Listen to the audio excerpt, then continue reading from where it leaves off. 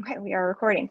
So hello, for those of you who don't know me, my name is Liesl Schwarz. I'm the Sustainability Manager at Villanova University, and I'm joined today for this webinar with Dr. Stephen Goldsmith, who is the Associate Professor in Geography and the Environment, and the director, one of the co-directors of the undergraduate Geography and the Environment undergraduate program, and manages the Sustainable Studies minor as well.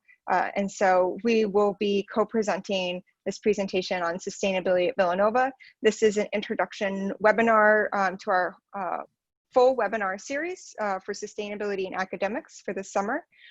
This series is meant to try to advance and encourage the use of sustainability ideas and concepts into courses throughout the campus. We have presenters from across the university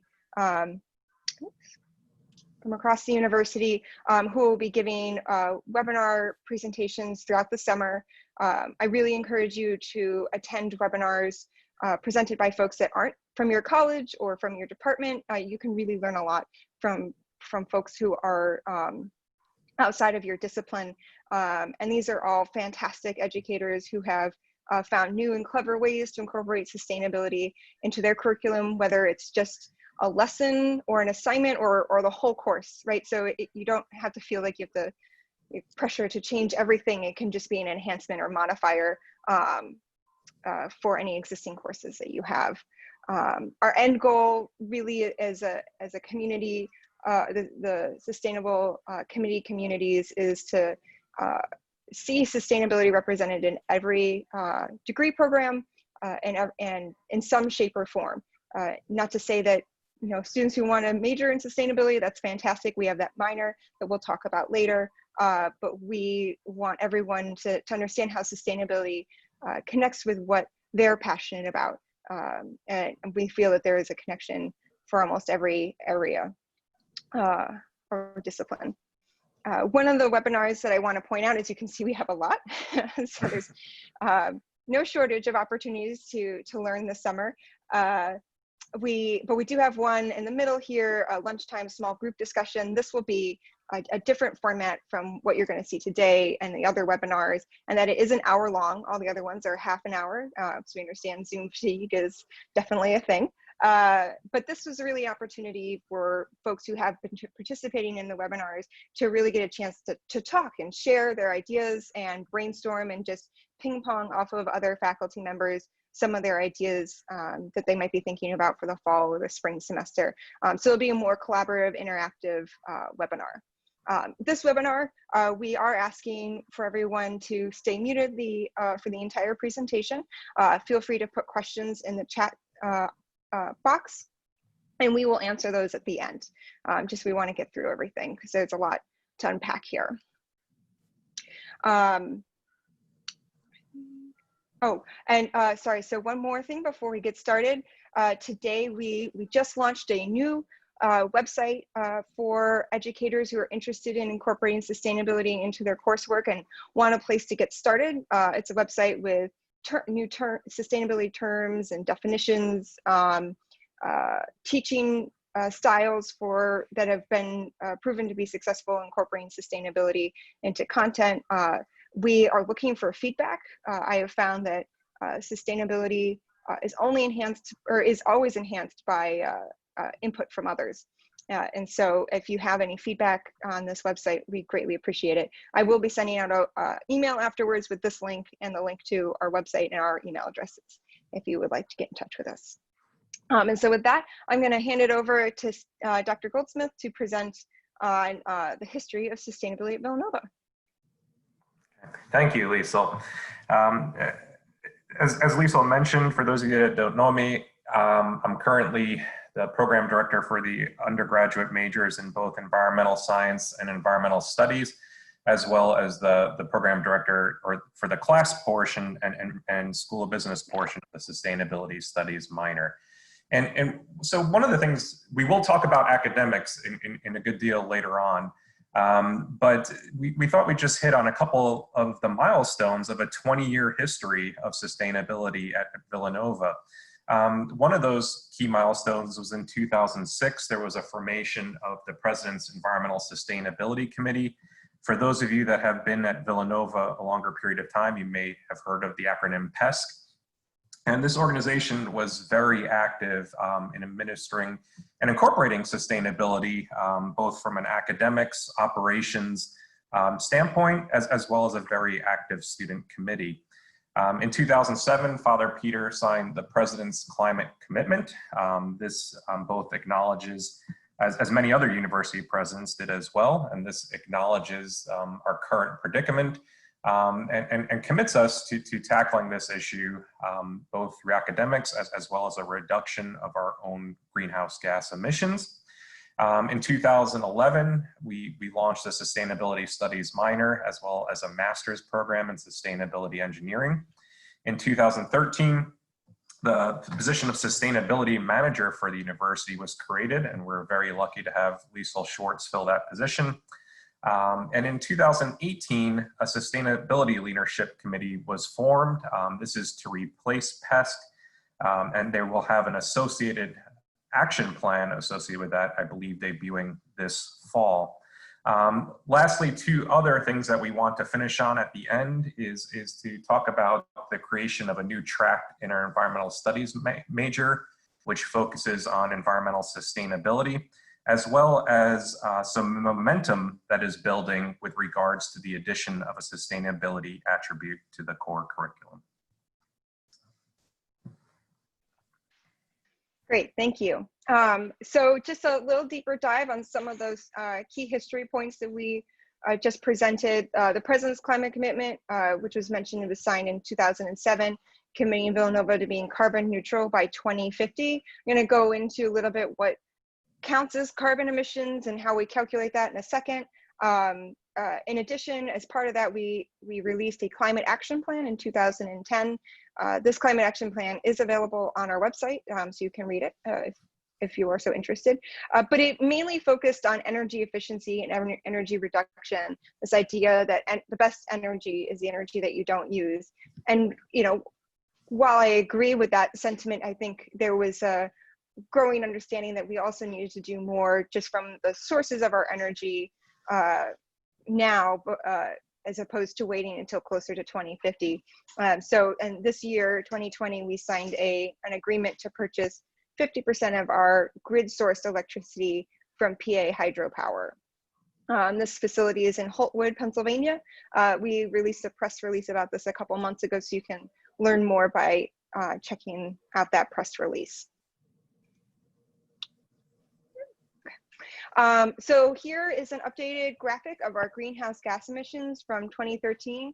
The graphic only goes to 2013 because that's when I started doing the greenhouse gas emissions, and I'm not 100% confident as to where all the numbers came from before 2013, so I don't like to display those and try to answer where how those numbers are justified. So from 2013 on, you can see we had somewhat of a downward trend, but recently have upticked. I want to go through briefly how these, what counts as emissions and how they're calculated, and explain a little bit of this uptick. Greenhouse gas emissions are divided into 3 scopes. We have scope 1, scope 2, and scope 3 that you see here. Scope 1 is any energy that's burned on campus and used on campus. This is primarily our steam plant, which produces heating and hot water to our central campus buildings. Anything south of Lancaster has its own individual boilers, which also are counted in the scope 1 emissions amount. In addition to that, scope 1 also includes university vehicles, so any university branded van or car, our fertilizer usage, and our refrigerant emissions. Those are all pretty small contributions compared to the steam plant and other natural gas powered equipment. In 2019, we started using these fairly large generators that are used for peak shaving our emissions, which is a whole nother topic that I won't get into. But what it did is it moved a lot of our emissions from scope 2 to scope 1. And you can see that pretty clearly in 2019, that transition over. So instead of buying electricity from the grid, which is what's counted for scope 2, is all of our electricity that we buy from the grid that's all scope 2 is. And so we stopped buying as much of that and started producing it on campus. And so now that's represented in our scope 1 emissions. Unfortunately, also in 2019, we opened the new dorms, which is a great thing, but I cannot then differentiate between the impact that those dorms had versus the impact that the generators had in our emissions profile. So, I expected a level of uptick because of the dorms, right? They're efficient, but they're still using more energy. So we should see an uptick in our emissions, but I'm not sure how much of that uptick I can associate with just the dorms or the transition to these generators, and if those had an impact on how much emissions we're producing. In theory, they should be more efficient, but it would have been nice to be able to prove that. And then lastly, scope 3 emissions. Scope 3 is really a catch-all. For us, we are just calculating transportation. Other institutions, well, not many. A few try to calculate purchases, especially food purchases, but it's very challenging to calculate that. So up until 2017, we were only calculating daily commuting emissions through a survey that was released in 2014.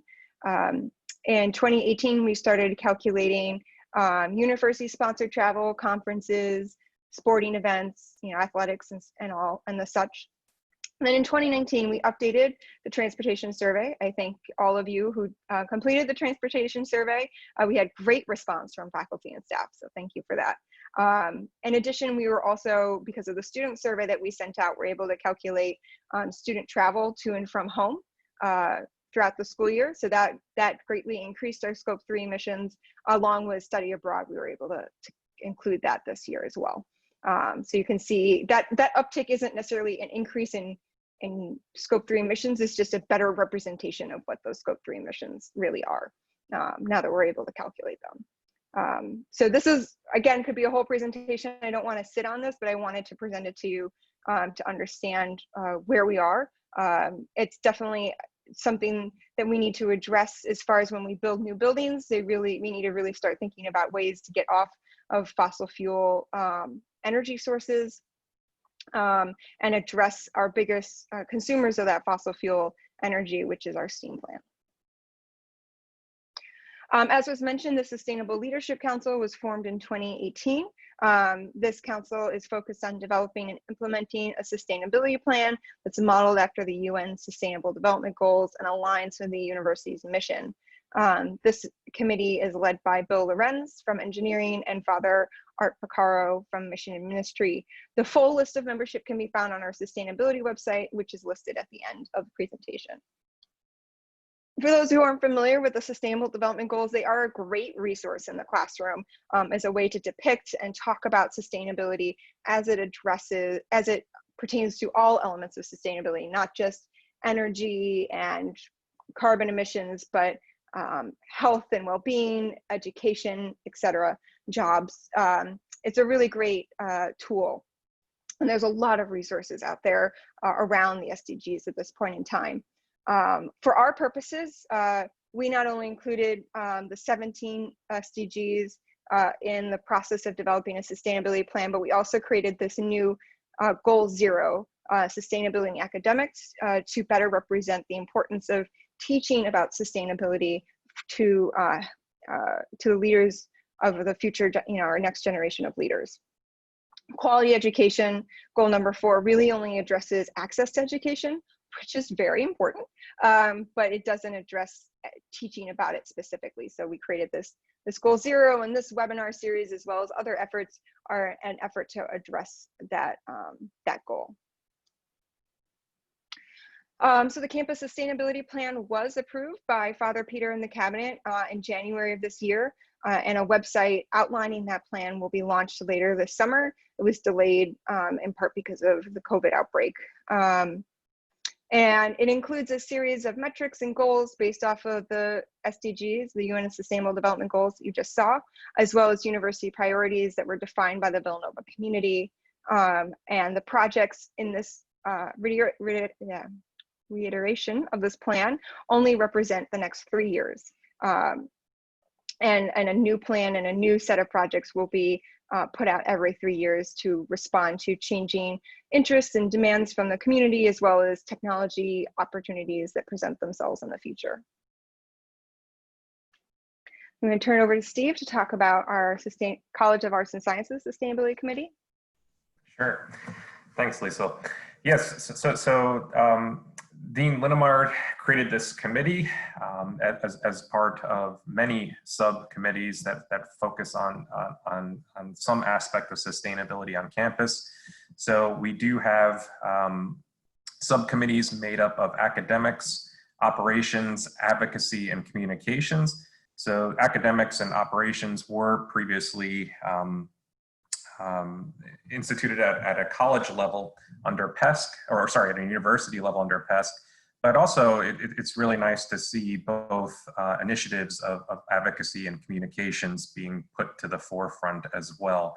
I think many of even the attendees of this call are participating in community-oriented programs, and we would definitely like to see this relationship between the university and the surrounding community strengthen in relation to sustainability going forward. So each of these programs have their own directive. I personally serve on the academics committee, and we are currently exploring many things, one of which I'll get to a little later on, which is the development of a sustainability attribute. So, next slide. Thank you. So just briefly, we wanted to cover some of the bigger programs around sustainability that they may or may not fold well into your curriculum opportunity or interests. So first is the Campus Garden, or the Villanova Consortium for Agricultural Research and Education, or VCARE. This space, this idea was designed, proposed, and built by students. This was a long-term project that was originated before I even came to Villanova. It was proposed, I guess, originally before I came to Villanova, and then reimagined and reproposed a couple of years later, and we were finally able to get approval for this idea and space. And thanks to some very generous donors, we were able to build the space the next year. And so this really is meant to serve as an educational cross-curricular resource to model sustainable agriculture, and it's open for research, for tours from classes or groups, and volunteering. Of course, for this fall, TBA on what that looks like. I'm really hoping that we can have some interaction in the garden as it is outside, and potentially a safer space for that type of educational opportunity. But we also have a dedicated VERF for the garden, again funded by generous donors, and we had three proposals this last year for that VERF. So it's exciting, and we're hoping to see that grow over the next couple of years. Additional programming, we do have a Student Sustainability Committee. This committee actually operates under the Leadership Council that was mentioned earlier, but it's the only committee that's solely focused on students and student-centered programming for campus sustainability. Students do have to apply and go through an application process, but undergraduates and graduate students are encouraged to participate in this committee. We also have a bike share program that's free for students. It's a semester-long rental program. And in the fall, we typically host a sustainable career fair that includes Villanova alumni from across the colleges speaking on about their sustainable career and how they found their way to that career. I think it's not always as a direct path as some students think it should be or could be, but it's great to see how people kind of evolve into these sustainable careers. We also do a zero waste basketball game. It's a partnership with athletics to go zero waste for one home game a year. This includes diverting 90% or more by weight of the waste from the game out of the trash stream. So either recycling, composting, or just waste minimization in general. And then Plastic Free Lent is a partnership with Campus Ministry to encourage plastic-free living during the time of Lent. It includes events and online resources. And this was our second year doing that program with them. We also really try to be transparent as much as possible. We put out our own reporting every 2 years, just like a brief overview of what we've been doing in that time. And of course, we have our monthly sustainability newsletters. But in addition to that, we do third-party reporting. Most prominently is our ASHE report, the Association for the Advancement of Sustainability in Higher Education, or ASHE. Villanova is a member institution of ASHE, so you as Villanova community members can get access to all locked material by making an account on their website. It's free, you just have to create a password. And we complete their sustainable tracking, assessment, and reporting system reporting website, report, so STARS for an acronym. This is every 3 years. It's quite extensive, quite long, and a little dry, but it is publicly available. So if you would like to read it, please do so. And if you have trouble finding it, let me know. And then we also every year submit our greenhouse gas report to Second Nature, which is the third party operating the President's climate commitment at this point in time. Okay, and so with that, we're going to move into academics, and Steve's going to finish off our presentation today. Great. So what we thought we'd do here is just highlight a couple of the sustainability-oriented academic programs, give you a little detail about what they entail, and also how everyone on campus may fit in. So we have two sustainability-oriented graduate programs, both a master's in sustainable engineering and environmental science. We have two distinct undergraduate majors that have a sustainability focus, both environmental science and studies. The new track I'll talk about in a little bit. And also there's substantial sustainability-oriented course content in the peace and justice major, as well as the sustainability studies minor. So next slide. So I'll focus on the sustainability studies minor first, and I'll start with some really terrific news in that we've seen explosive growth in student enrollment in the last few years, and we currently stand at 100 students who are pursuing the minor, 50 of which come from the College of Engineering, and another 50 of which are broken down between class and the School of Business. So a little bit about the structure of the minor is that it's a 6-course requirement, and students are required to fulfill a 2-course obligation in the humanities, policy, as well as science, technology, STEMs. And one of those 6 courses must be GEV 3001, which is Introduction to Sustainability Studies, which can count as either a humanities or a policy STEM. Before moving on, and this is something I'll harp on here in the next few slides, is that we've really seen a terrific growth as well in the course of humanities and policy STEM course offerings in the last few years. But as I mentioned, with this increased enrollment, we do have demand for additional courses. So it's great that there is interest in this webinar series this summer. To focus on how we could all fit in to fill those additional needs. So next slide, please. So one thing I did want to talk about is that we're very excited to announce that we have a new track for the environmental studies major in environmental sustainability that's being launched this fall. So this is available to all incoming freshmen and classes beyond. What we did 2 years ago, we did a strategic review of the program, compared ourselves to peer institutions, and we repositioned the requirements to help our students be at the forefront of opportunities that we're finding available for them in the professional realm. So just a few examples of modifications. We have a 2-course requirement in geospatial science, which replaced a 2-course requirement in chemistry. And this is a mapping software that allows students to both map environmental contamination or species distribution, but also see how environmental contamination can disproportionately affect underrepresented minority groups that reside in many cities. Building along this theme, we also added a required course in environmental justice, which I'm also happy to say is that there are now 3 distinct offerings of environmental justice courses through different departments in class, which is also something to be proud of.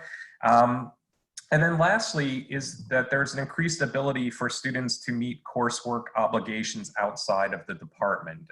And again, many of our studies majors particularly enjoy the diversity of courses that are offered.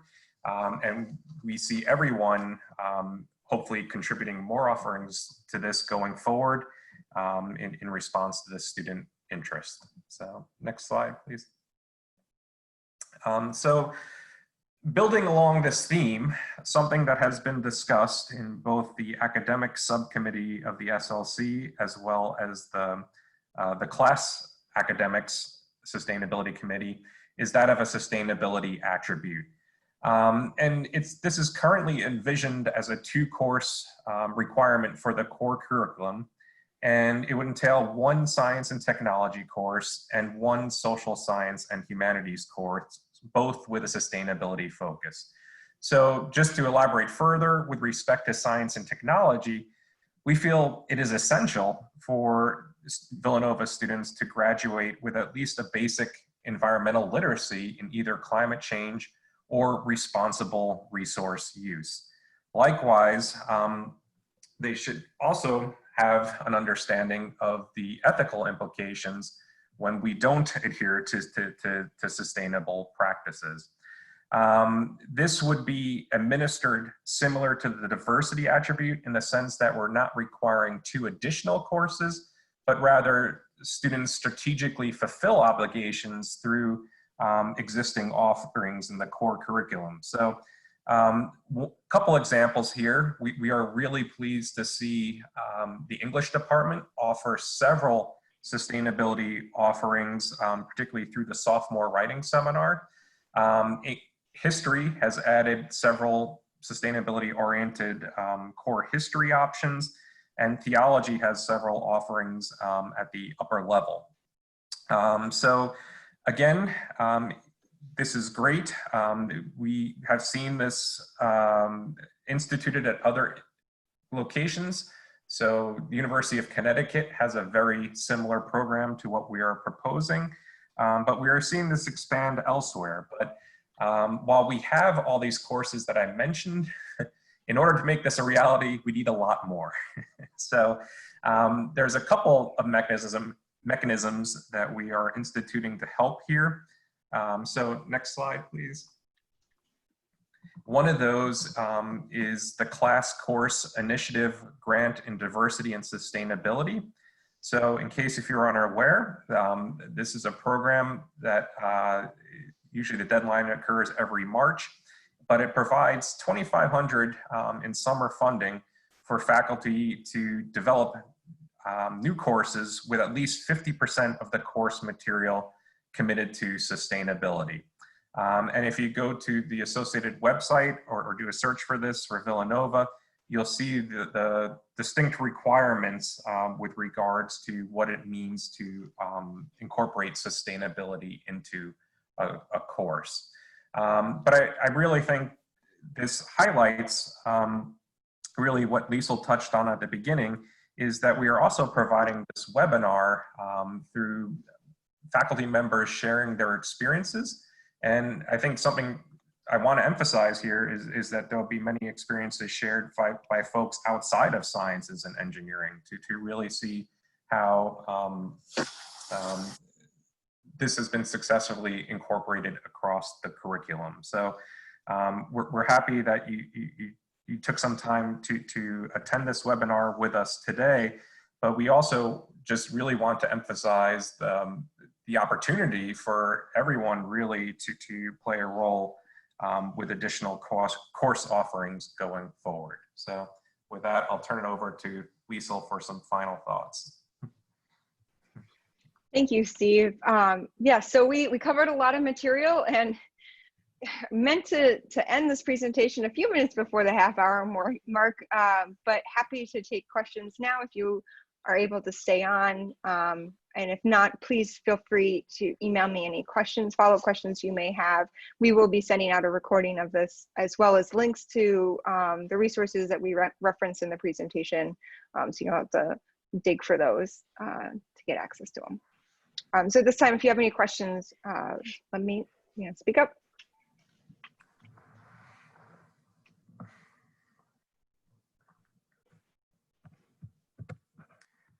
Liesl, I did see Chuck's comments. Is there a website that we can direct people to with regards to the dates and times for the upcoming webinars? Yeah, I apologize. So Chuck's reference was to the list of webinars, the rest of the webinar series. I didn't include the dates because, quite frankly, there was a lot of text on that page. I didn't want to add more, but we do have a website with a full list with dates and additional information, as well as a registration page that also includes all the dates. So I will send a link out to that page. Okay, so I've registered for all those times. But a lot of them are on a Friday, is that correct? I don't know if I'd say a lot of them are. I think there are definitely some that are on Fridays, but there's a mixture throughout the week. So the good news is they're all being recorded? Yes. Okay, so if I miss one, I can. 100%. And everyone who indicated that they wanted a link of the recording sent directly to their email will get that after the recording is published. So you don't even have to dig for it. Thank you. No problem. Any other questions at this time? Help me out here. They didn't automatically show up on my calendar. Is that correct?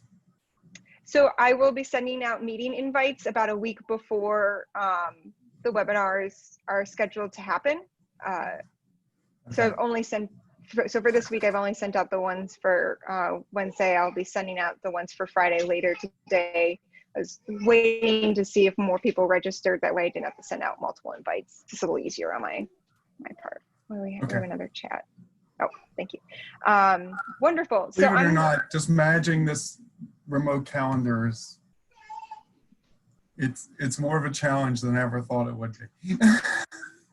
Yes, no, it definitely can be challenging, and I apologize if people have suggestions on how we can do it better. Please let me know. I'm just kind of trial running through this to see what works. So, if anyone has suggestions, we're always open to them. But I'm gonna stop recording now. I think if you have additional questions, we can address those offline.